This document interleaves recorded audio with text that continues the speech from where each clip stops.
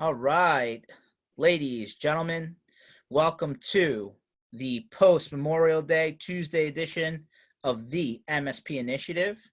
Happy to be joined today by a good friend in the IT circles, if you would, Joe Landis from Nerdio. Joe, where you at today, man? Today, George, I'm in Staten Island, New York. Is the ferry still running? That's a great question. I don't know if the ferry's still running. I'm thinking it probably is, but maybe on limited hours, or maybe they shut it down. I really don't know. Maybe actually, the more I think about it, maybe it is shut down. Well, I'll have to check. Yeah, no, I mean, there's got to be what, 4 people on it? I mean, can't Yeah. be too much traffic, right? I had never been on the Staten Island ferry until I married my wife, and she's like, "Well, I live in Staten Island." I'm like, well, where's Staten Island exactly? So I had to do a little research, and then I remember this thing called the Staten Island Ferry. First time I went on it, I loved it. Looking out, you see the Statue of Liberty. It's just very cool. But nobody else on the boat seemed as excited as I was, because I think they sort of take it every day, and it's kind of Yeah, regular. I guess the Statue of Liberty is cool, but when you're passing it every day, it's Right. like, oh, hey, what's up? Yeah, exactly. I remember the Statue of Liberty when you could still go up. Yeah. I've never been out there to visit. I'd like to do it though one time. Yeah, I mean, I guess I don't know if they even allow that anymore. Like you can go on the island and kind of check it out, but you can't necessarily Go up. yeah, which is a shame. I guess, security is different, right? Right. Exactly. So you're kind of near me to a degree, right? I'm based here out of Philadelphia Metro, and of course, when the New Jersey Turnpike isn't all that jammed, it's not too bad. I know, right up the turnpike from each other. It'd be today in a sort of a different kind of day than we're used to outside of the 3 months that we've been having. We could get together pretty fast today, I bet. I know. I was actually just telling a few people that like the weather's finally starting to kind of get nice, like 70s, 80s. Yeah. And I argued that the weather kept more people inside on the lockdown than the lockdown did. It did. You're right. Now it's nice. The windows are open in the room here, and enjoying being on one webinar, one podcast after the next. It's been great. Yeah, lots of back-to-back ones, right? Yeah. People talk about webinar fatigue. And I say, you don't feel fatigue if they're interesting. If they're not interesting, you definitely feel some fatigue, right? Yeah, that's why the recycling bins get picked up before the trash cans now. Aha, that's a good one. That's right. I never thought of that one. That's good. It's the truth. I started seeing the recycle. You never see the recycling can gone before the trash can. Now it's the reverse. It is the reverse. There were many days here, though, in New York at the beginning of the pandemic that we had no idea when any of that was going to get picked up. We'd put it out and it would sit there for days, and then sort of in the middle of the night, someone would come by and pick it up. But now it's getting back to normal, I think. Yeah, I agree. So, I mean, listen, it's been an interesting time over the last couple of months now. I mean, I'm not sure when New York proper totally opens back up. I'm hearing August. But bottom line is, I think we've all heard the war stories by now of people trying to figure out how to get people to work remotely, and all the duct tape and bubble gum and band-aiding that was done, or quick, I don't know how many migrations you could do on the fly. But there was just a lot of like ebb and flow, right? However they could get it done. And I would argue that your background, kind of helps a different angle of things, right? So why don't you tell the crowd your professional history, how did you get to Nerdio, and like, just so that they understand your background. Absolutely. So I worked at Microsoft for 23 years, George. I like to say that I worked for all three CEOs, for Bill, Steve, and Satya. Three totally different CEOs, right? And probably we could have a podcast just about that. So the last almost 10 years of my time at Microsoft, I was pretty deep into the Azure ecosystem, the Microsoft Azure cloud ecosystem. And I was based abroad. I spent most of the end of my career at Microsoft living in India, in Brazil, in Russia, Czech Republic, and Germany. So I was leading sales and marketing teams outside the US. Your passport's nuclear, man. It is. So I went to Microsoft's yearly partner conference called Microsoft Inspire. And I was walking around Microsoft Inspire, and I saw this booth that said Nerdio. I said, wow, that's an interesting name. Let me see what they do. And as it turns out, I learned at the time that Nerdio is really deep into the Azure ecosystem, and helps to solve a problem that I was struggling with at Microsoft for a very long time. How do you bring more small and medium businesses to the cloud with Azure? And I can humbly say I was not doing a great job of that piece in my different sales roles at Microsoft. But when I saw what Nerdio had, I said, wow, we need to bring this into Microsoft somehow. We need to introduce this tool to other countries, to other parts of the world.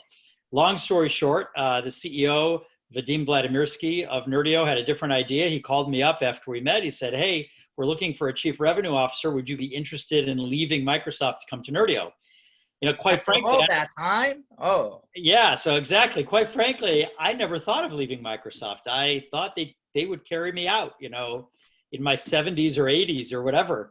But I decided to take the plunge to work at a startup, a real startup.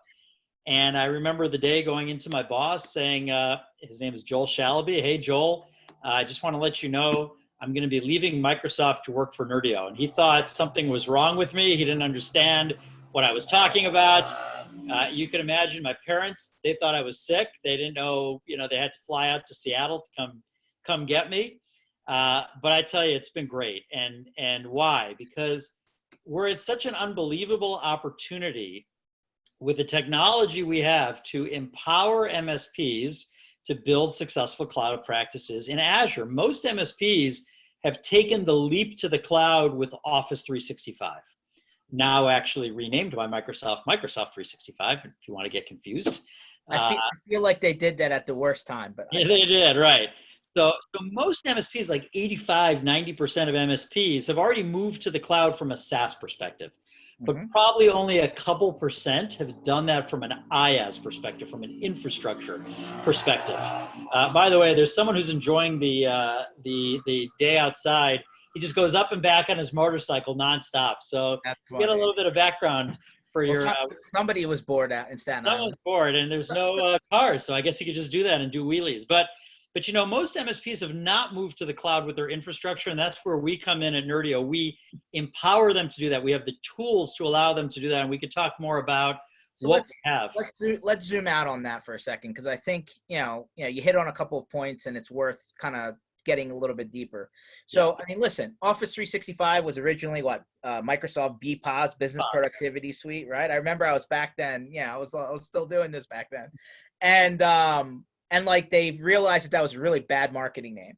And they were like, oh, let's make Office 365 and get everybody off of these small business servers, Exchange servers. Like I would cringe when I'd hear on-prem Exchange, right? I'd just go like, hey, how do we get rid of this, right? And there was a lot of early pioneers in the hosted Exchange world, right? You know, and people who weren't Microsoft took that and tried to like make it work. Give me your opinion real quick on, like, you said you've been through multiple CEOs. They've all had different mandates. Like, how did we get from the mid 2000s with BPOS to Microsoft 365 now? Like, what's the vision change that got us here? Well, I think certainly when Satya Nadella came in to become the CEO of Microsoft, he had this concept of, at first he called it mobile first, cloud first. Then the mobile piece it moved away, or it went a little, let's say, backstage for a bit. And with Satya, everything is about the cloud. Every product Microsoft has is about the cloud. Every motion they do, every sales motion, marketing motion, even something like you take Xbox, right? You think, well, what does Xbox have to do with the cloud? Well, first of all, Xbox has tens of millions of people using their Xbox Live in Azure in the cloud. They have a subscription service for games on Xbox, right, that you can use that's in the cloud. So everything became cloud. So, you talk about this horrific idea of continuing to run an Exchange server. It's true. No MSP wants to run an Exchange server anymore. They'd much rather run Office in the cloud and have all the updates and the latest bits. And it's just much easier. It's so much more palatable to do. But, I think that change, that new way of thinking is starting to hit now on the infrastructure side as much as the same way as now Microsoft 365. And the issue though is that it's much more complicated. More MSPs can kind of get their heads around the concept of running apps in the cloud, like, SharePoint, Teams, Word, Excel, all those different apps they're used to. It's much harder for MSPs to get their head around the notion of, I'm going to take my customer server that has their Active Directory and storage, file servers, and just rip it out, use it as a boat anchor or whatever they want to use it for now, and move all of that to the cloud. Okay, so let's zoom out for a second on that. So, all right, we know that Office 365, Microsoft 365, whatever you want to call the new branding. I think it'll take time for the new SKU names to all filter through. Like, fairly straightforward though, right? Like, you know what your price is, and unless you need a reason to upgrade to a higher tier, it is what it is, right? Unless Microsoft shows up one day and says, hey, we're raising the price on you, which hasn't happened all too much. I mean, people pretty much know what their price is going to be. Now we kind of pivot to not just Azure, right? Like, there's Google, there's Amazon, there's Azure. There's some more MSP direct companies like Green Cloud and a couple of those guys. So I think the biggest concern, and this doesn't shock you, but I'm going to put it out there first foot. How do I know what my price is going to be? Isn't that not the single hardest situation when you're talking about moving infrastructure from dedicated machines or flat rate functionality to it's metered, right? Based on usage and storage, and isn't that the scariest part of this whole story? Well, first of all, George, little you say shocks me anymore. I'll start with that. Okay. But you're right. That is one of the biggest barriers for an MSP moving to the cloud with Azure, is understanding the pricing and being able to take what is typically viewed as a variable cost structure using a public utility like Azure, and crafting it in a fixed cost way so that you can go to a customer and say, it's going to cost you $140 a user a month. You're going to get everything you need. Your user is going to have a virtual desktop with all the storage they need. It's going to run fast. That is very hard for MSPs to get their head around. And that's where we at Nerdio really help them be able to build out. There's one thing is building the infrastructure out for the customer, which we do, and our technology enables that. It's a different thing to teach people how to build a cloud practice from a business standpoint. Mm-hmm. What should something cost? How much do you charge? What do you really need? It's much, much harder. And it is, as you say, George, what stops most MSPs from moving to the cloud is because they say, I cannot figure out how to make money in the cloud. Whenever I look at Azure, it seems too expensive to me. And we actually give a very popular class called Demystifying Azure for MSPs, where we actually go through a section on how to make a lot of money selling Microsoft Azure for MSPs. So so the pricing component, right? Because there's reserved instances, there's termed, pricing, there's spot instances, right? There's all these new concepts, right? That's number one. The pricing we talked about, all of this changes how that math works. Yep.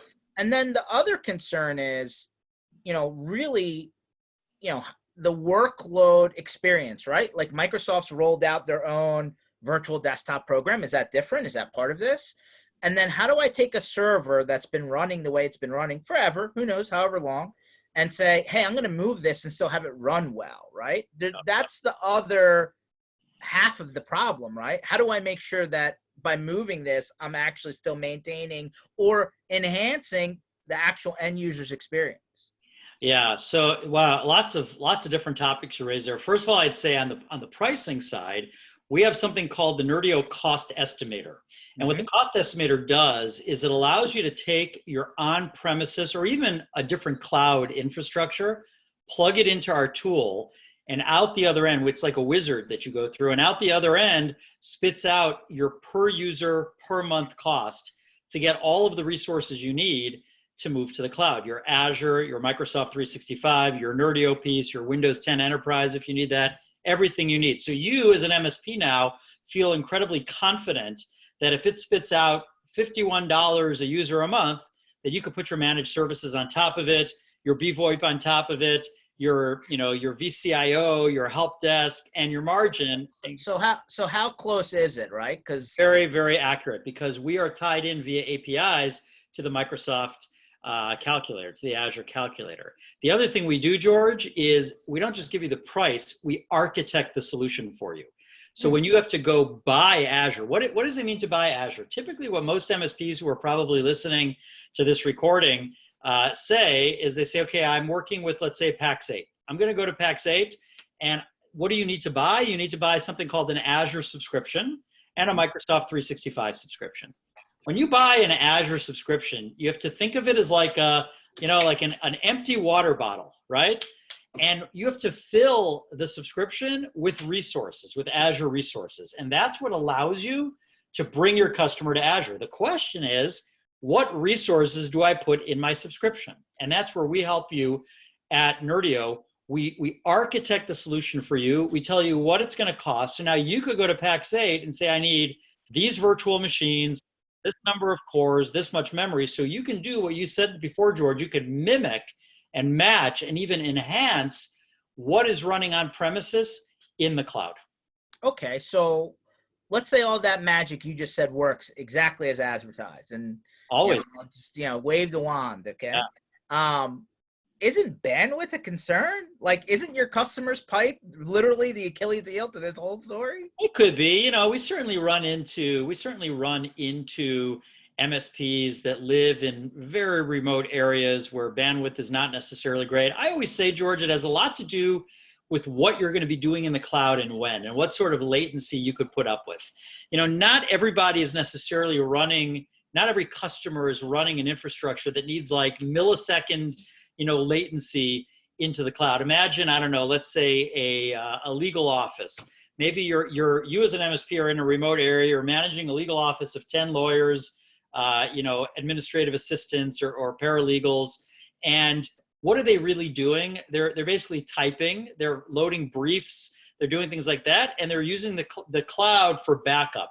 And they don't necessarily need that document to be pulled down in milliseconds, but as long as it works and they don't notice the kind of latency that makes it annoying to work, most people are typically pretty good. Now, there are applications where you need to ensure and run the tests to make sure that your business is not going to sort of collapse because you may be in a bandwidth constrained area. But I would say, George, of every 100 MSPs that we work with, the bandwidth question might come up 1 or 2 times. Is there some sort of way to calculate whether the MSP needs to bump up the juice?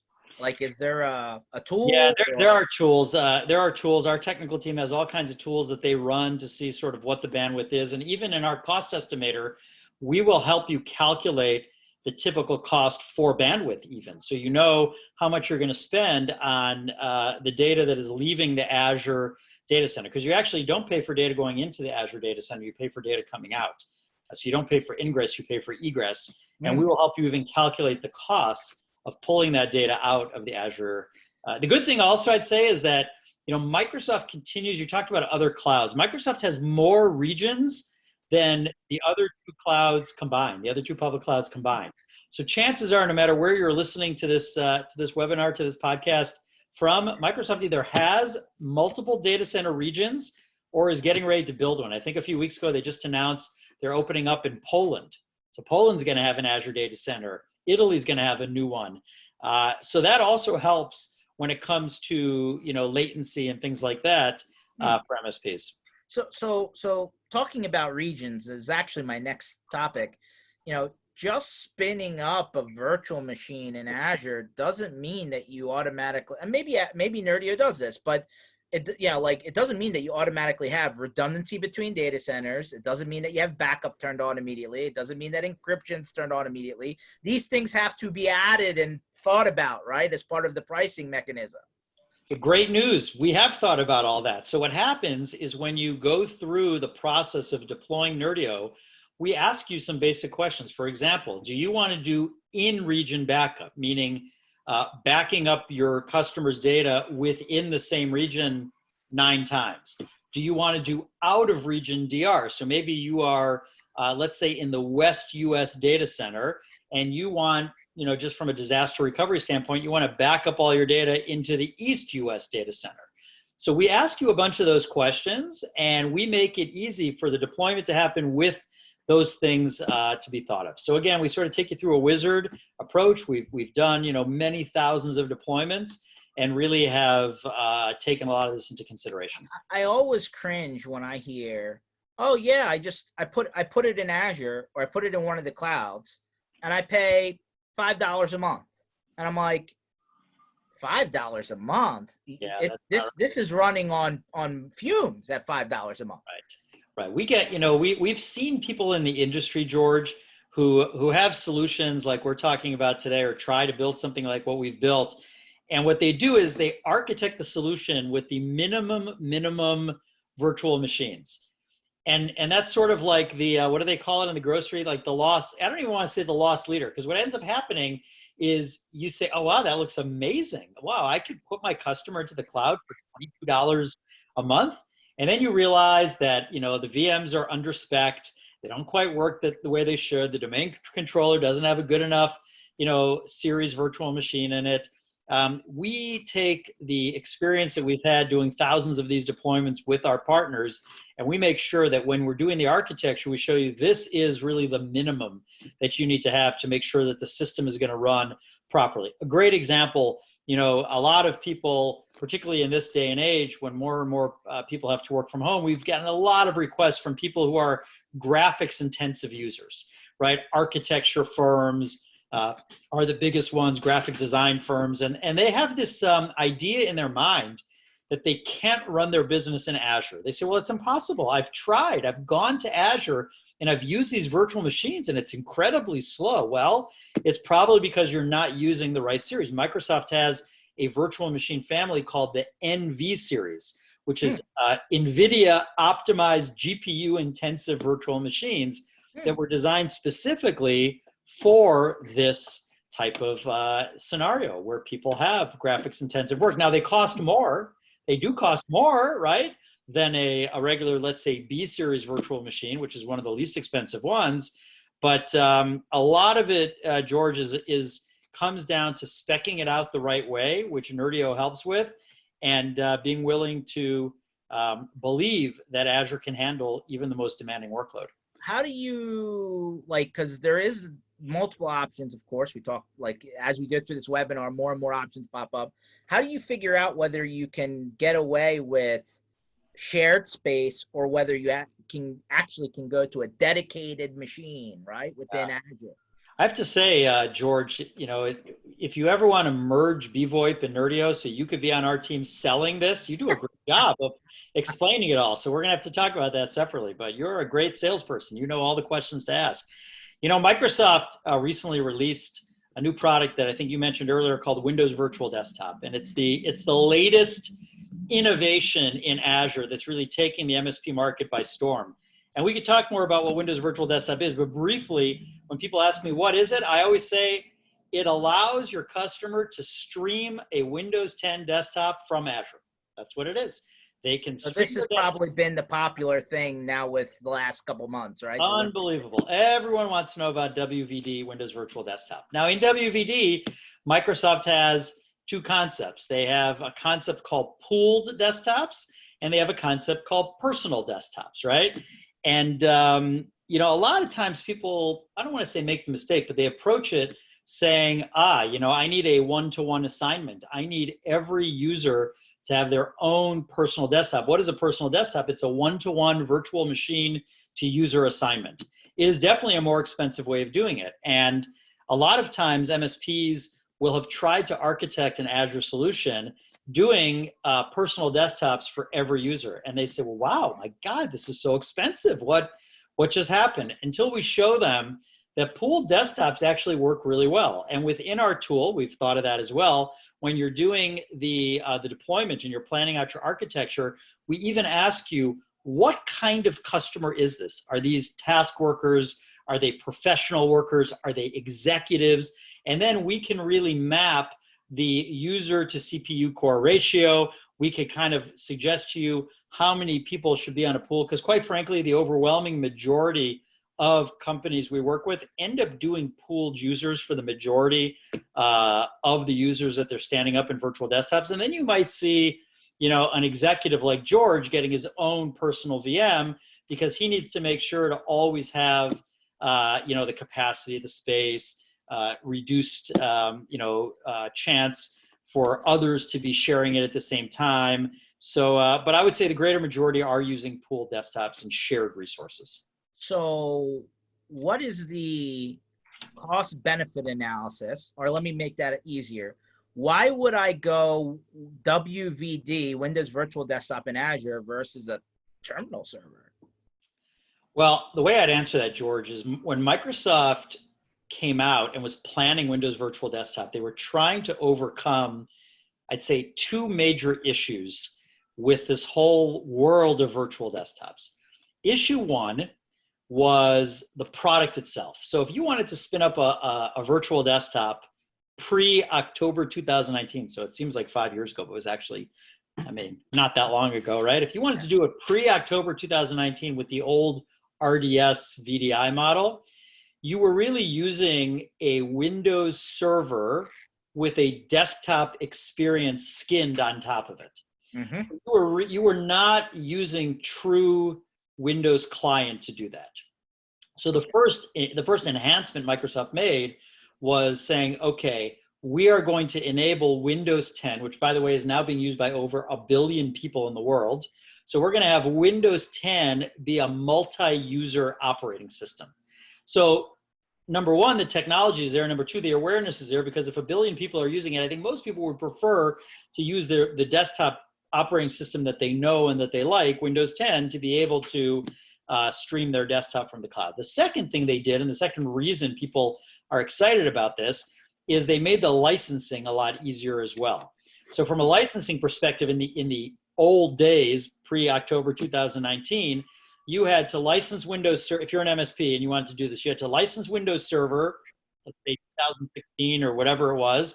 You had to license RDS CALs, right? You had to license something called the shared computer activation.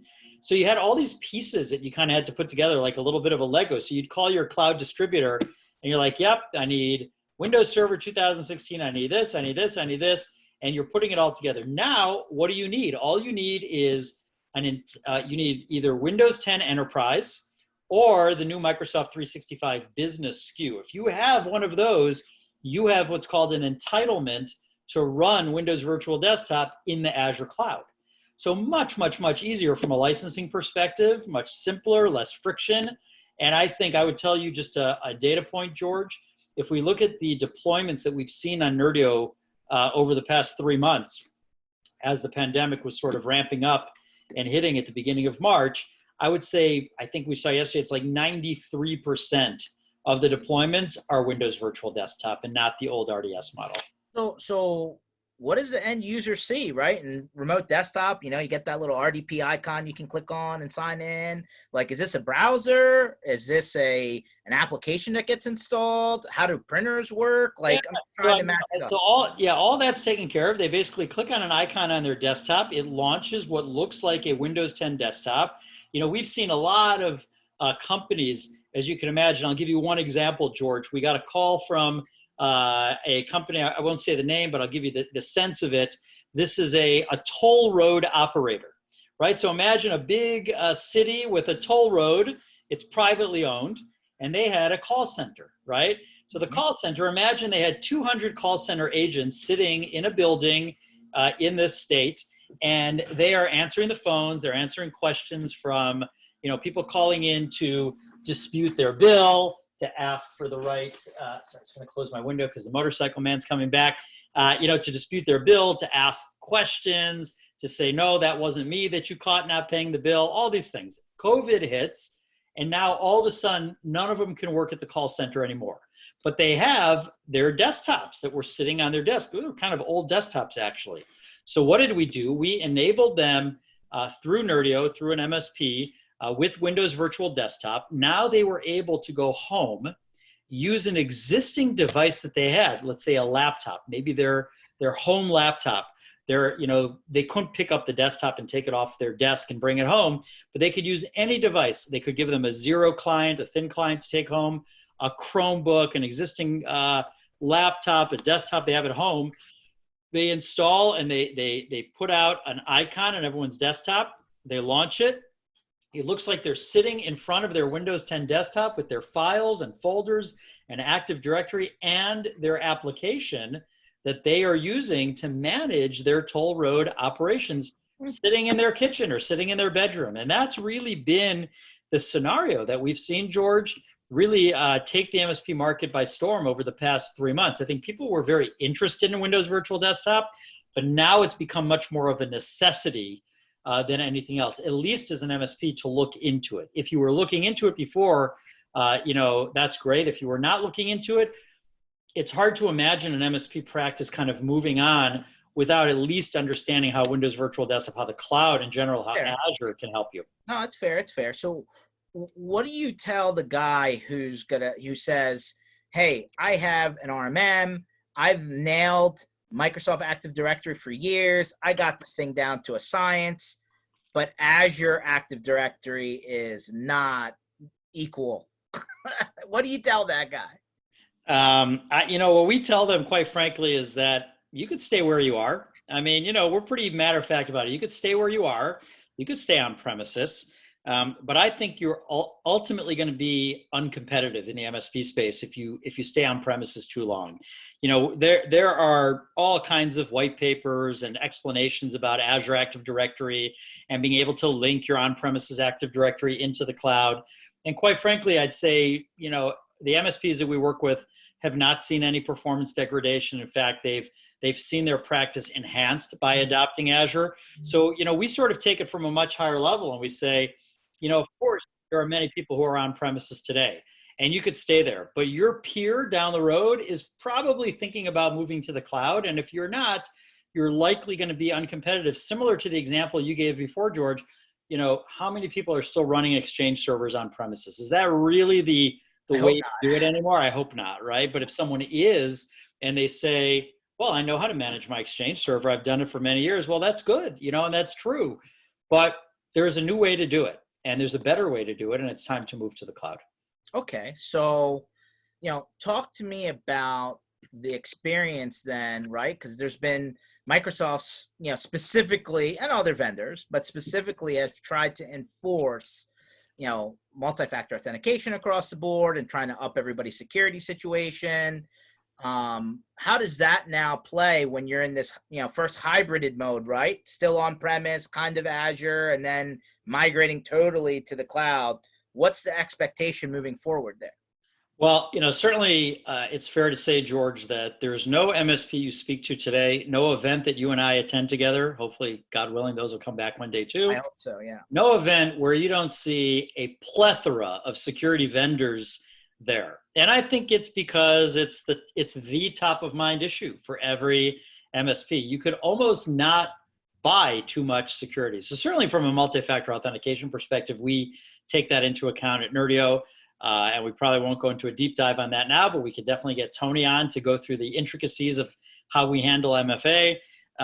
But it is a question that comes up a lot. Actually, one of the questions that comes up a lot, George, is MSPs say, well, I don't think the cloud is secure. I don't really understand, why I should believe in the cloud. One thing I remember from Microsoft when I was there is I think when I departed, I was at a session about a week before where I was talking with a woman, Ann Johnson, who's the corporate vice president of cybersecurity. And she was quoting a fact that Microsoft now has, I think, over 10,000 engineers working on Azure security. So Azure is an incredibly secure platform to build your business on. And it's well complemented by many of the other vendors who are in the space who do things beyond what Azure does, some of the dark web monitoring, filtering products, and things like that. So, I think it's a and as opposed to an or when you think about moving to the cloud.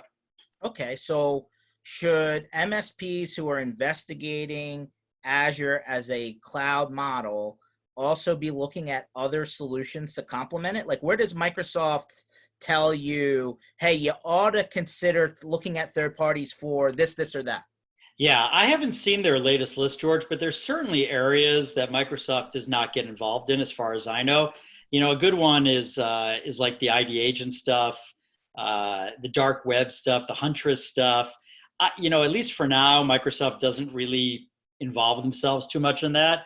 So I definitely think that there's a lot of room for companies like that to continue to be successful and will continue to be successful in the cloud space. I'm less certain this is Joseph's opinion, this is not Microsoft or anyone else, I'm less certain about all the shows I go to where I see numerous email filtering platforms. I'm not totally sure about that. I sort of feel like Microsoft 365 does a pretty good job on filtering. I mean, we're a Microsoft 365 shop. You know, I can't say that 100% of the spam is filtered out, but I feel like they do a pretty good job of the malware and the spam and all the various, you know, malicious signatures that you get. But certainly in these areas that ID Agent, Huntress, and others play, I think it's a good investment for MSPs to make. Like what about things like Duo, or what about things like third-party backup solutions, or do I still continue to use my RMM? I think you do consider to use your RMM. I'm very mixed on backup, George. I'll tell you why. Because I think that Azure backup with locally redundant storage, zone redundant storage, geo redundant storage, I don't know why you would need something else. Now, there does come into the equation a kind of peace of mind that people have looking at this little box that's in front of you that you know, you're saying, well, you know, all the data is going to this little box and it's being backed up. And I sort of intellectually understand or emotionally understand why people get excited about that. They get less excited when the hurricane comes through and swamps that device. But I'm a believer that in the backup space, I don't know why people are paying huge amounts of money for incremental backup when they can, if they're in Azure already and they can make use of the power of the hyperscale cloud that Microsoft has. There's almost nothing Microsoft can't do from a backup space. Okay, so you've made your feelings very clear on backup. Now, RMM, PSA, I think that's something that will continue for a while. I think that's something that we work very well with. We certainly through our relationship with Pax8, we integrate natively from their marketplace to the various RMM and PSA agents. I think there's a great world for that as well, and that will continue. But I think, you know, again, this is Joseph's speculation more than fact. I think many of these companies that you and I both know well that have the big sort of RMM PSA solutions are all thinking through what their cloud play is, what their Azure play is. And the interesting thing is that I don't know that they're thinking through it only from the technology standpoint. I think they're thinking through it from a customer acquisition standpoint, because they're seeing more and more MSPs want to move to the cloud, and they ask themselves, well, what is my play there? Am I going to let all these customers transact through other cloud distributors, or am I going to have a play there? And well, we'll see how that plays itself out.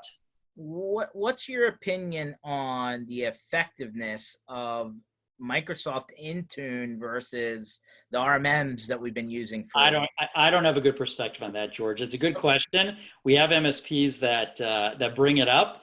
I think Intune is a powerful product, but I don't know in the MSP space that it is yet swamping RMMs. You know, it's very interesting, George. I mean, again, you and I go to these events all the time, you know, and this is not a knock on my former employer because we work very closely with them, but how many times do you see Microsoft at these shows? Once. Talking about Microsoft Intune, right? Talking about security. And we certainly, I would say at Nerdio, we've tried to pick up the baton and run with it when it comes to Azure. I think we do a great job partnering with Microsoft, particularly their small and medium business team, to carry the Azure message on their behalf. But, you know, I think if Microsoft wants to see Intune become more popular in the MSP space, they're going to have to start evangelizing it a little bit more in the MSP space, and then people might see it as a reasonable alternative to what else is out there. How do you make all of this happen and keep your billing under control? Right. So it goes back to what we said, George, around creating a fixed cost model, a fixed cost package from a variable cost model. Mm-hmm. So Microsoft has some very interesting programs. You know, if you think about Azure, what is it that you are renting from Azure? There's really two meters that are spinning. There's a compute meter and there's an operating system meter. So when you want to engage in Azure, those two meters are spinning. And just like the electricity in your home, the more your lights are on, the higher your bill is going to be. It's the same thing in Azure. The faster those meters spin, the higher your Azure bill is going to be. So your goal as an MSP is to either stop those meters from spinning or make them spin very slow while still creating a great experience for your customer. So Microsoft has these different programs, I'd call them licensing programs, one that you mentioned earlier, that allow you as an MSP to really get those costs under control and create really a fixed cost package. The first is something you mentioned earlier called Azure reservations or Azure reserved instances. The idea being that's what stops the compute meter from spinning, because you go to your cloud distributor, you say, I want to make a reservation on either 1 year or 3 years of this amount of compute. And in return for doing that, Microsoft gives you up to a 57% discount off of the list price of Azure. The second program they have is something called Azure Hybrid Benefit, where they allow you to take the Windows Server cores that you have purchased in a previous licensing program for Microsoft and bring those cores to the cloud. So now you don't need to rent Windows Server from Azure. So if you take advantage of those two programs, plus a few other things, you can now put so much margin into your Azure deployment that you could essentially gate your deployment, your customer's deployment, and not be worried that there's going to be this runaway train that's going to exceed the compute, exceed the storage costs that you need to pay for. And that's how MSPs are able to do it. The other way they do it, by the way, is they use an automation platform like Nerdio to implement a technology called autoscaling. So we've implemented autoscaling into our product. What autoscaling does is it allows you to set the parameters of virtual machines to turn off and then turn back on when they need to be used. So imagine, again, a doctor's office, all the doctors and assistants go home at 6 p.m. You probably don't need the Azure resources to run after 6 p.m. So the system will scale down. So we see MSPs who follow our guidance there and use our technology, they save up to 80% off of the list cost of Azure, the list price of Azure.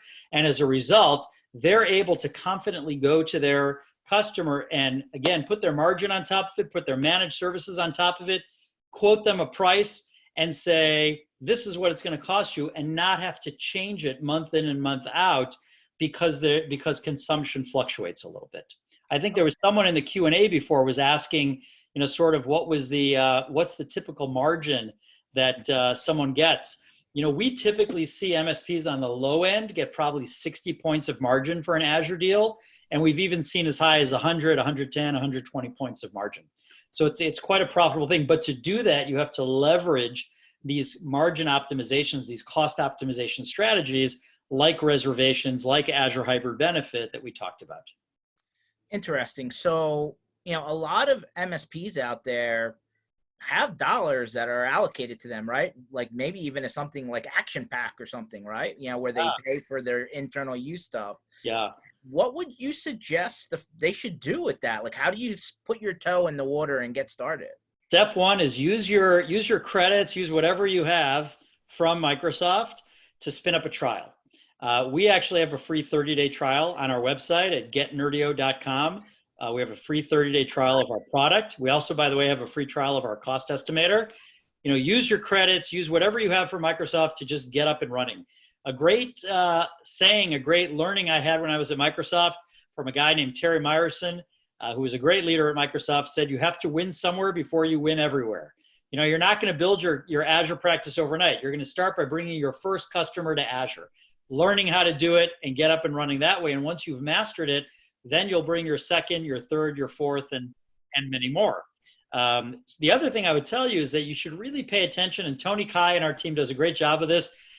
Pay attention to the offers that Microsoft has. Microsoft rolls out a ton of offers every month that MSPs could take advantage of through what they call their CSP program, their Cloud Solution Provider program.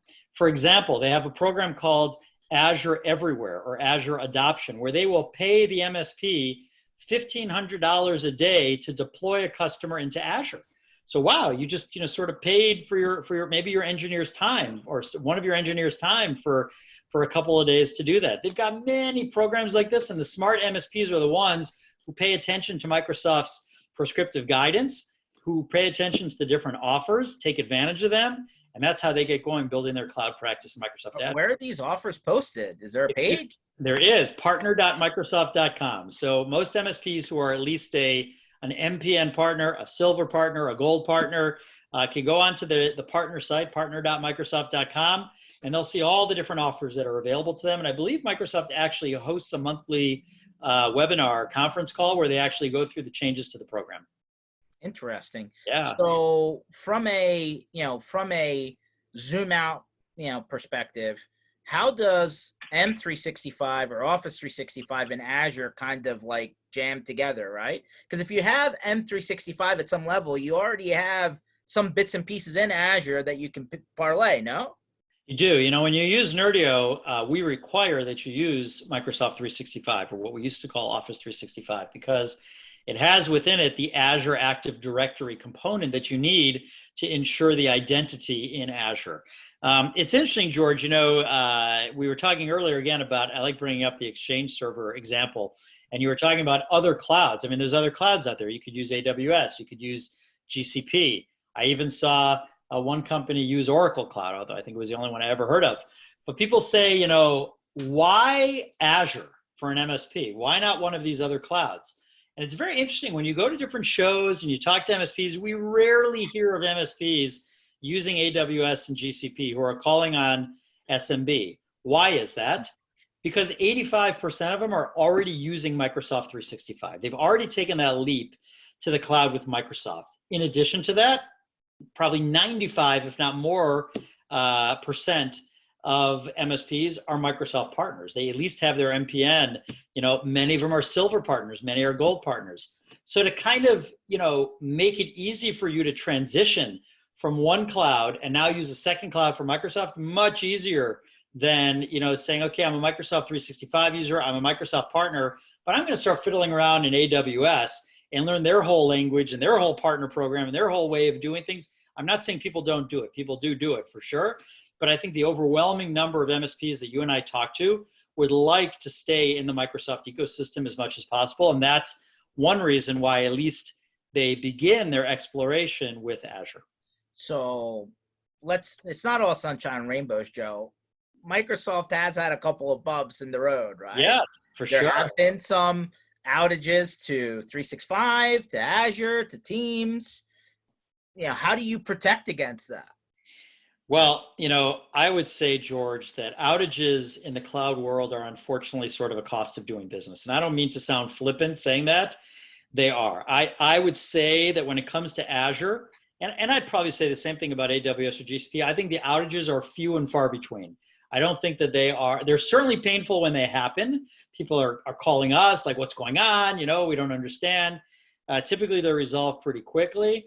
But in a cloud world, it is a little bit the cost of doing business, but that still should not scare people away, because you could have problems with an on-premises server just like you could have an outage in the cloud.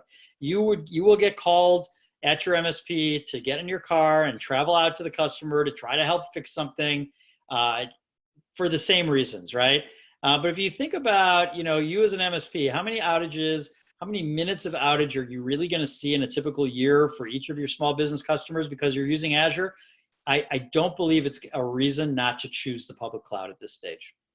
Does the multi-region redundancy help that conversation at all? It certainly could help. It could help first from the standpoint of backup. So if God forbid something happened and you lost data from one region, if there was a disaster at one region, which really hasn't happened that much yet, or very, very, very infrequently. I think, maybe there was a hurricane in the South Central US and it went offline last year. Knowing that your data is somewhere else probably lets you sleep a little better at night. And then also, depending on the resources you're running, if you're able to fail over into another region, it may not be your preferred region, but at least you'll be able to ensure, that the business continuity and that your customer continues to remain up and running. Fair enough. So last, kind of as we get into the final stretch here, are there mandated requirements in order for MSPs to start going down this road? Are they forced into having to get certain certifications to get access, or how does that work? I wouldn't say so, George. I don't think there's any requirements. A lot of people say that in addition to not understanding the pricing of Azure, another reason they don't move to Azure is because they don't have anyone on staff who understands Azure. And they're afraid that they have to go hire an expensive Azure resource to be able to do that. And in truth, that's where Nerdio comes in. We allow you to deploy a complete IT environment in Azure in just a few hours without the need for an expensive Azure engineer. Now, you know, if you have people in your practice, your technical bench that want to go out and study for the Azure 900 fundamentals exam, study for the 103, that's an unbelievable thing, because you can only benefit as an MSP from having more people who know Azure and understand how to architect and manage a solution in Azure. So I always say all learning is great, and the more skilled your people are, the better your practice is going to be, the better it's going to grow. But there's no absolute requirement, certainly to start working with Nerdio, other than to be using Microsoft 365 already, because then you'll be able to take advantage of Azure Active Directory and begin using our product. Here's the $1 million question. Okay. How does support work? Because 1-800-Microsoft, I'm not so sure. Yeah, we have tier 1 support for our product. You know, we started, George, 15 years ago as an MSP. I wasn't at the company back then, so I can't take any credit. But our founder, Vadim, started his own MSP. So we have MSP in our DNA, in our blood, and we understand that you cannot be a successful SaaS company without amazing support. So we've invested a tremendous amount in supporting our product, not just post-sale support, but even pre-sales engineering. We've created a new team called Go Live Engineers. So if you're an MSP listening to this and you say to yourself, I'd like to do this, but I'm still a little bit nervous, I need a hand-holding, we will assign you a Go Live engineer to look over your shoulder as you're doing the deployment. We'll stay up with you on Friday night at 11 p.m. and do it with you when your customer is offline. We'll help you be successful so that the second time you do it, the third time you do it, you'll know how to do it. So I would say from a pre and a post-sales support, we believe we have one of the best in the industry, certainly the best in the industry when it comes to Azure. And I think if we have any fault, it's that people call us for all Azure related questions. That's what I was concerned about. So like what happens when Microsoft's actually having a problem, or what happens if they actually need assistance from that side? Yeah, you know, they get that through you, or how does that work? We always start with the default of trying to help our partners be successful. So people call us all the time, and it turns out to be an Azure issue, and they may need to open a case, they may need to research something. We've built up a really good knowledge base to help our partners be successful. And we even broadcast out if there's an outage, if there's something going on, you know, so that partners could be aware of that. But yeah, a lot of people come to us, you know, because we've sort of touted ourselves as we're the definitive Azure solution for MSPs. So we tend to get a lot of questions about Azure and of course about Nerdio, and we're happy to try to answer them or point you in the right direction to answer them. Fair enough. So how do people watching this engage, right? Where do they go to connect? I'm sure they're not calling you directly. They can if they want. You know, we're all about partner success. So a couple ways. First thing I'd say, check out our website, getnerdio.com. And on our website, you could contact us there. You could spin up a free trial. You could check out our cost estimator. And we created something called the Nerdio Academy, which is about 700 curated articles, technical, non-technical, videos, podcasts, webinars, everything you need to build a successful cloud practice in Azure. You can visit us on our website and check that out. If you want to get in touch with me, Jay Landes, JLANDES at getnerdio.com, and I would be happy to point you in the right direction as well, Jay Landes. And love to chat with you and love to help anyone listening to this build a successful cloud practice in Azure. Here's one question that came through. I want to make sure we didn't miss him. So Scott asks, how do you deal with a customer that needs access to super bandwidth intensive local resources, like maybe security cameras constantly streaming and having to be recorded? Yeah, good question. Probably better to ping me separately and we can answer that because it'll probably be a little bit more involved. But good question, Scott. Jay Landes at getnerdio.com. Okay, fair enough. At least he didn't leave you hanging. He's going to help you out. So that's good. Well, I appreciate you, Joe, for taking a little bit of time out of your day. I appreciate everyone for jumping online and watching us on the various resources here. So, you know, at the end of the day, it sounds like the prevailing thought out of all of this is, one, it's not as scary as it looks. Right. Two, there is a way to factor your costs so that you're not like guessing if you're making money that month or not. Right. Three, there's some automation that's available to actually do this right, rather than you trying to lowball this and get the, oh, it's so cheap, you know, how, you know, $5 a month thing, right? Like that's not for real. It needs to be done right in order for you to like not fall down, right? That's absolutely right. Yeah, make it easier and faster. And then the other realities are If you're a Microsoft partner, have at least Action Pack, there are dollars there sitting there waiting to be used that you could actually get started with at no additional cost. And if you're already in Office 365 or Microsoft 365, whichever you prefer, you're already part of the way there. A big part of the way there. No question about it. That's a great summary, George. Okay. What else did I miss? Any other nuggets? That was one of the most comprehensive webinars that I've done in a long time. So thank you for being such an expert in our space. If I was interviewing you about VoIP, I'd be much less fluent, so I'd have to study up a little bit. But when I heard about the MSP initiative, I knew it was something I wanted to get in touch with. So big thanks to you for having me. Big thanks to Sade and to everybody else in the organization. And big thanks to everyone who listened today. We're happy to help you. Jay Landis at getnerdio.com. Happy to answer all your questions. Everyone, we look forward to seeing you on Thursday, 1 o'clock Eastern, for the next session of the MSP Initiative. All of these videos are recorded, so for anyone that asked, these will be posted very, very shortly after the session. You can play them back over and over and over again, free of cost. And our goal is to make sure that we're serving you. So if there are topics that you want to hear about, let us know so we can bring smart people like Joe and other people from around the industry online to get you the information that you're looking for. Thanks again for coming online, and we will see you next time. Thanks, Joe. Thank you. Thank you. That was